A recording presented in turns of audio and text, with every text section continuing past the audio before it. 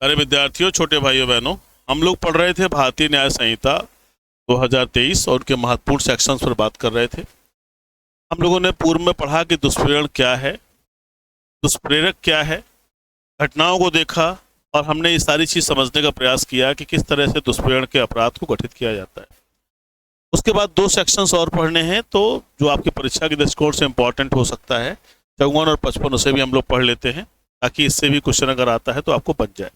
वैसे तो ये बड़ा सेक्शन है, इसमें काफ़ी ज़्यादा सेक्शंस दिए गए हैं, लेकिन हमें पूरा नहीं पढ़ना है, ठीक है। अब देखें ये 54 क्या कहता है। अपराध किए जाते समय दुष्प्रेरक की उपस्थिति, यानी abettor present when offence is committed, यानी जिस समय अपराध हो रहा है उस समय दुष्प्रेरक की उपस्थिति। और दुष्प्रेरण कैसे होता है? उकसा करके होता है, षड्यंत्र द्वारा होता है, या सहायता करके होता है। अब ये क्या कह रहे हैं कि जो ये काम कर रहा है वो उस समय उपस्थित है जिस समय अपराध हो रहा है। तो क्या कहा जा रहा है? जब कभी कोई व्यक्ति जो अनुपस्थित होने पर दुष्प्रेरक के नाते दंडनीय होता, अनुपस्थित होने पर दुष्प्रेरक के नाते दंडनीय होता, उस समय उपस्थित हो जब वह कार्य या अपराध किया जाए जिसके लिए वह दुष्प्रेरण के परिणाम स्वरूप दंडनीय होता, तब यह समझा जाएगा कि उसने ऐसा कार्य या अपराध किया। देखिए, अगर कोई आदमी किसी को उकसा दे और उकसाने के बाद वो जो उसको उकसाया गया है वो जाके अपराध कर दे, तो उसको क्या कहेंगे हम कि वो तो अपराध करने वाला व्यक्ति हो गया और उकसाने वाला कौन हो गया? दुष्प्रेरक। तो दुष्प्रेरक होने के नाते भी दंड मिलता और जिसने किया उसको अलग दंड मिलेगा।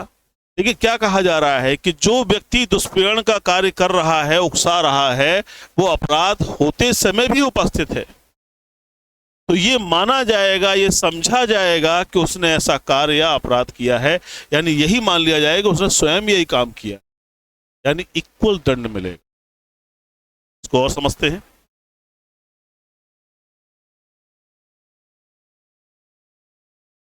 देखिए इसमें क्या कह रहे हैं कि मान लीजिए जैसे कोई दुष्प्रेरक है, दुष्प्रेरक हमने इसको पढ़ रखा है 3 भागों में। हमने क्या देखा है? उकसाना, हमने देखा है षड्यंत्र, कॉन्स्पिरेसी, और तीसरा हमने देखा है सहायता। यानी कुल मिला के दुष्प्रेरण इसी तरीके से हो सकता है। अब ये काम किसी व्यक्ति को किया जा रहा है, कोई व्यक्ति, और वो कोई अपराध कर रहा है, अपराध कर रहा है, तो क्या होगा? इस व्यक्ति को तो इस अपराध की सजा मिलेगी ही मिलेगी, लेकिन इस व्यक्ति को भी किस नाते मिलेगी? क्योंकि इसने उकसाया है, दुष्प्रेरण किया है, सहायता पहुंचाई है, षड्यंत्र किया है, इसे नॉर्मली सजा मिलनी है। अब लेकिन इस कंडीशन को देखें, जो धारा 55 क्या कहती है, इसमें धारा 54 क्या कहती है, इसको देखेंगे। इसमें क्या कह रहे हैं कि ये महोदय यहां से यहां आके खड़े हो गए, उपस्थित हो गए, और कह रहे अब मारो, अब गला काटो। तो भले ही ना कर रहे हो उस समय, कर दूसरा रहा हो, खड़े हैं, उपस्थित हैं उकसाने के बाद, तो जो दंड इनको मिलेगा वही दंड इनको मिलेगा। ले हो रहा है। यानी अगर ए बी को उकसाया कि सी की हत्या करे, बी ने सी की हत्या कर दी, तो बी को हत्या का दंड मिलेगा, हत्या का दंड मिलेगा। हत्या का दंड क्या है? डेथ पनिशमेंट है, मृत्युदंड या लाइफ इम्प्रिजनमेंट है, एंड फाइन है, यानी मृत्युदंड या आजीवन कारावास और जुर्माना है, यही सजा है।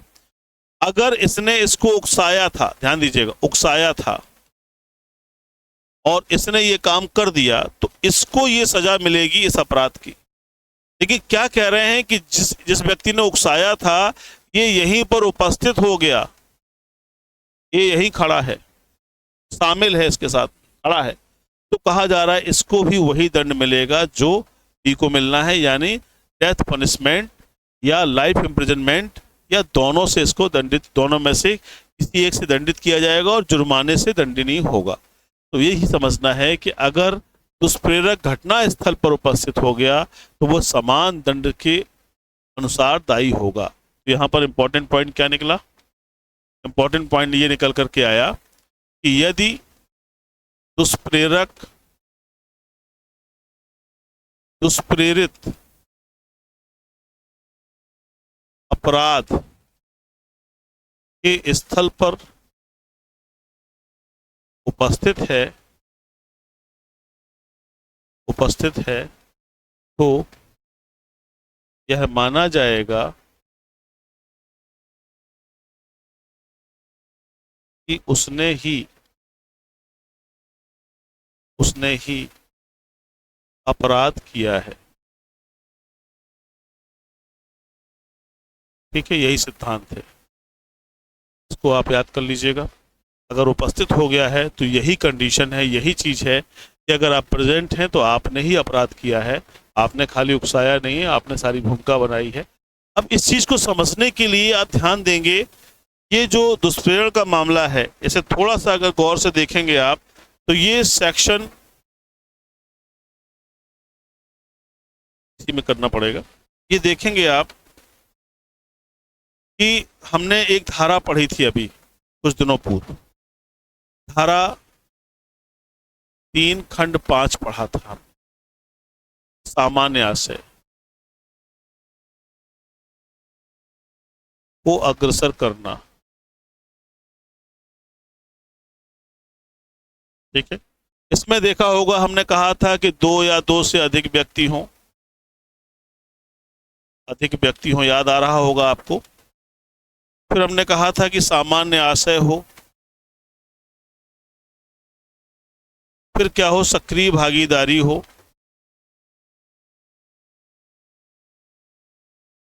और फिर हमने कहा था अपराध हो। ये दुष्प्रेरण की जो घटना है, जो ये हम यहां पर बात कर रहे हैं, ध्यान दीजिएगा, उपस्थित, इसी को अगर यहां से हम कनेक्ट कर दें तो ये है सक्रिय भागीदारी। अगर धारा 3 खंड 5 को हम देखें तो उसमें कहा गया है जब कई व्यक्तियों द्वारा अपने सबके सामान्य आशय को अग्रसर करने में कोई आपराधिक कार्य किया जाता है तो उनमें से हर व्यक्ति उस अपराध के लिए उसी प्रकार जिम्मेदार होता है मानो उसने वह अपराध स्वयं अकेले ही किया हो। और जब हम इस धारा को देखते हैं तो वही कंडीशन सेम उभर के आ रही है कि हम ही ने उकसाया है और हम ही घटना स्थल पर पहुंच गए हैं, तो इसे सक्रिय भागीदारी ही माना जाएगा। इसीलिए दोनों में टकराव न होने पाए धाराओं में, तो उसी स्थिति के सिद्धांत को यहाँ पे रख दिया गया कि आपको भी वही दंड दिया जाएगा जो धारा 3 खंड 5 के सिद्धांत में कहा गया है। धारा 3 खंड 5 क्या है, गौर करिएगा, ये बहुत बेसिक बातें हैं। ये एक सिद्धांत है, इट इज अ प्रिंसिपल। ये क्या है, एक सिद्धांत है। लेकिन ये क्या है, ये एक अपराध है, ये एक अपराध है। दोनों में बहुत बड़ा फर्क है। उसका अपराध के लिए साफ साफ कह दिया गया कि भाई ये अगर दुष्प्रेरण कर रहे हो तो उसका ये परिणाम निकलेगा।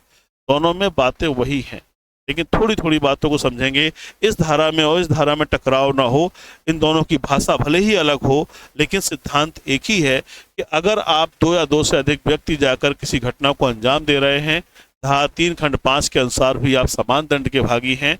और अगर इस धारा में जाते हैं तो आपने अगर दुष्प्रेरण किया है और उस घटना स्थल पर उपस्थित हैं या अपराध करते समय खड़े हैं तो आप भी समान दंड के भागीदार होंगे। ठीक है, इसे याद कर लेंगे तो बेहतर रहेगा। एक धारा और देख लें तो ये आज का काम कंप्लीट हो जाए हमारा। फिर हम लोग आपराधिक षड्यंत्र वगैरह पढ़ेंगे। कुछ कक्षाएं एप्लीकेशन पर भी कंटिन्यू हो रही हैं, तो जो बच्चे एप्लीकेशन में जुड़ना चाहते हैं वहाँ जुड़ जाएंगे तो उन्हें वहाँ से भी चीज़ें मिल जाएंगी। इस चैप्टर के बाद हम लोग इसके क्वेश्चंस को देखेंगे।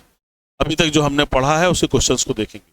तो आपने अगर तैयारी कर रखी है, आपने मैटर देखा है, तो क्वेश्चंस के रेडी हो जाइएगा।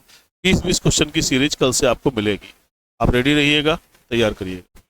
चलिए, सेक्शन 55 की बात कर रहा था। सेक्शन 55 क्या कहता है, मृत्यु या आजीवन कारावास से दंडनीय अपराध का दुष्प्रेरण। यानी जो दुष्प्रेरण किया जा रहा है वो कौन से दंड से दंडनीय है, वो है मृत्यु दंड से या आजीवन कारावास से। ऐसे दंडनीय अपराध के लिए उनका दुष्प्रेरण किया जा रहा है, यानी जिनकी सजा ये है उन अपराधों का दुष्प्रेरण हो रहा है। दुष्प्रेरण किस तरीके से होता है, 3 तरीके हैं, बार बार सिखाया है। उकसा करके, षड्यंत्र द्वारा या सहायता द्वारा। चलिए आगे देखता हूं क्या है, आगे देखिए ध्यान से। जो कोई व्यक्ति है मृत्यु या आजीवन कारावास से दंडनीय अपराध के किए जाने का दुष्प्रेरण करेगा, ठीक है, यदि वह अपराध उस दुष्प्रेरण के परिणाम स्वरूप ना किया जाए और ऐसे दुष्प्रेरण के दंड के लिए कोई अव्यक्त उपबंध इस संहिता में नहीं किया गया है, तो वह दोनों में से किसी भांति के कारावास से, जिसकी अवधि 7 वर्ष तक की हो सकेगी, दंडित किया जाएगा और जुर्माने से भी दंडनीय होगा। पहला खंड अगर हम देखें तो यही बात हमको पहली याद करनी है। फिर दूसरा खंड क्या कहता है, और यदि ऐसा कोई कार्य कर दिया जाए जिसके लिए दुष्प्रेरक उस दुष्प्रेरण के परिणाम स्वरूप दायित्व के अधीन हो, जिससे किसी व्यक्ति की उपहति कारित हो, तो वह दुष्प्रेरक दोनों में से किसी भांति के कारावास से, जिसकी अवधि 14 वर्ष तक की हो सकेगी, दंडनीय होगा और जुर्माने इसका भी दायी होगा। अगर 2 पार्ट हैं इसका, पहला पार्ट और सेकंड पार्ट। अगर वो कहते हैं कि मृत्युदंड या आजीवन कारावास से दंडनीय अपराध के लिए किसी ने दुष्प्रेरण किया है और जो दुष्प्रेरण किया गया है वो वाला कार्य नहीं किया गया, इसको समझेंगे हम एग्जाम्पल से। एग्जाम्पल समझेंगे। क्या कहता है कि अगर ए ने बी को दुष्प्रेरित किया सी के लिए, ए ने क्या किया, दुष्प्रेरण किया, इसकी हत्या कर दे। हत्या की सजा क्या है, मृत्युदंड या आजीवन कारावास, कारावास और जुर्माना।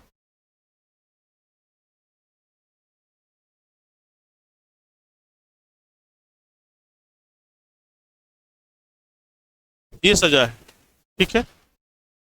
अब यहां बात क्या करनी है, बात ध्यान दीजिएगा। क्या कहा जा रहा है कि ए ने बी को दुष्प्रेरित किया, ये काम कर दो, और मान लीजिए बी ने नहीं किया,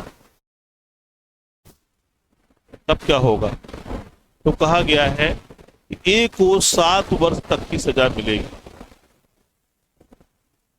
सजा, ये सजा कैसी हो सकती है, कठोर कारावास भी हो सकता है और सादा भी हो सकता है। कारावास, कठोर कारावास का मतलब है कि कुछ काम करवाना, कुछ कठिनाई वाला काम। सादा माने सिंपली जेल के अंदर पड़े हुए हो, वो हो गया। तो ये दोनों में से कोई कारावास और जुर्माना लगेगा, ये कहा गया। अगर नहीं किया तो,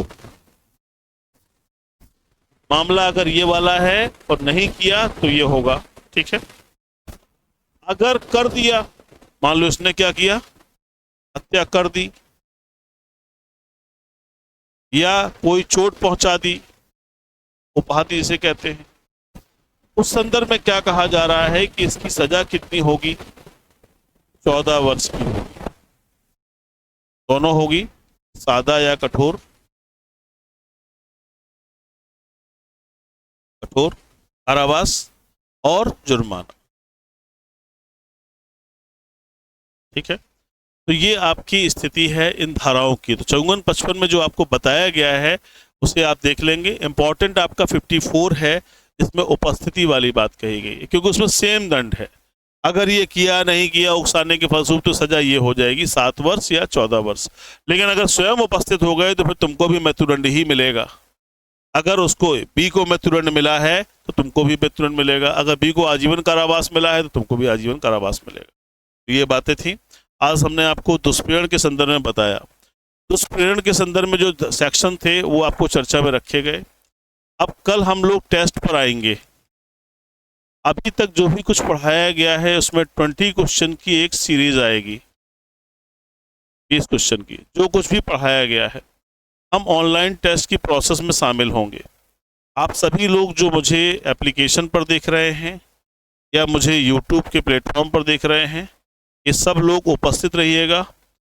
अराउंड 9 बजे के आसपास मैं लाइव रहूँगा यूट्यूब पर, और जब मैं लाइव रहूँगा तो उम्मीद करता हूँ कि आप लोग जो भी पार्टिसिपेट कर रहे हैं, जितने भी लोग हैं, कोई बड़ा इश्यू नहीं है कि बहुत बड़ी भीड़ ही चाहिए, जिनको समझ में आ रहा था, जो मेरी क्लासेस अटेंड कर रहे थे, वो इसमें शामिल रहिएगा और उस क्वेश्चन में पार्टिसिपेट करिएगा। आपको आइडिया लगेगा कि कैसे क्वेश्चन आ सकते हैं, कैसे आना चाहिए, हमें क्या पढ़ना है, क्या छोड़ना है। ठीक है, तो आज इतना ही है। कल मुलाकात क्वेश्चंस के साथ में होगी, एक क्वेश्चन सीरीज कंप्लीट होगी, फिर आगे और चीज़ों को देखेंगे और उसकी तैयारी करेंगे। अपना बहुत ख्याल रखिए, पढ़ाई करते रहिए। जीवन में बिना कर्म के कुछ हम बेहतर नहीं कर सकते। कर्म को सफल बनाइए, सकुशल रहिए और जीवन पथ में ये सोच के चलिए कि हम एक बड़ा सपना लेकर आए हैं, तो हमें ही पूरा करना है, हमें ही पूरा करना है। जय हिंद, जय भारत।